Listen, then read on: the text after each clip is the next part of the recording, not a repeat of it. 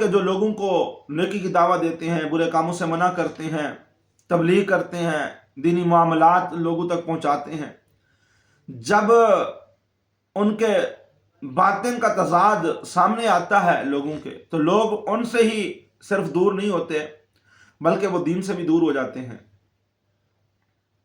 इसकी मिसालें बहुत सारी हम देखते रहते हैं। और आखिरत का जो वबाल है वो तो बहुत बड़ा है, बहुत बड़ा। हज़रत सैयदना अदी बिन हातिम रज़ियल्लाहु ताला अन्हु से रिवायत है, आप फरमाते हैं कि नबी पाक साहिबुल्लाह सल्लल्लाहु ताला अलैहि वसल्लम ने इरशाद फरमाया कि क़यामत के दिन कुछ लोगों को जन्नत की तरफ जाने का हुक्म होगा।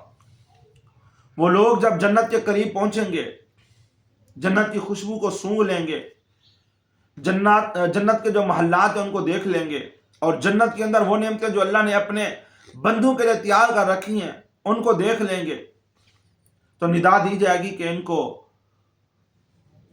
जन्नत से लौटा दो।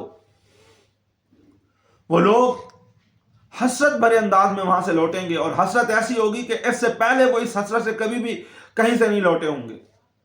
वर्ज करेंगे, अल्लाह अगर तू हमें जन्नत के महल्लात और अपने बंदों के लिए तैयार करदा नेमतें दिखाने से पहले ही जहन्नम में दाखिल कर देता तो ये हमारे लिए आसान होता।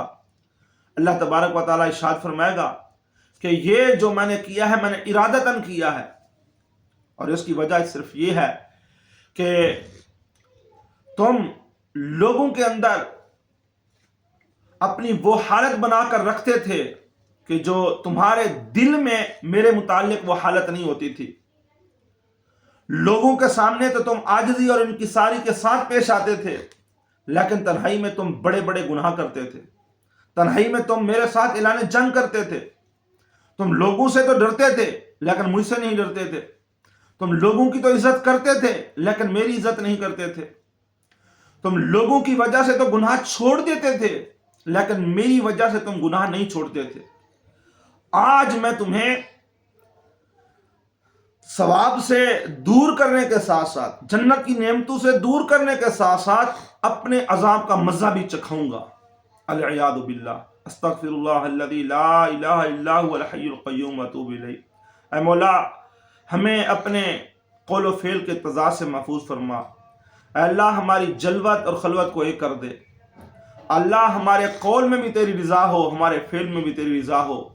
मौला, हमारी जलवत में भी तेरी रज़ा हो और हमारी खलवत में भी तेरी रज़ा हो।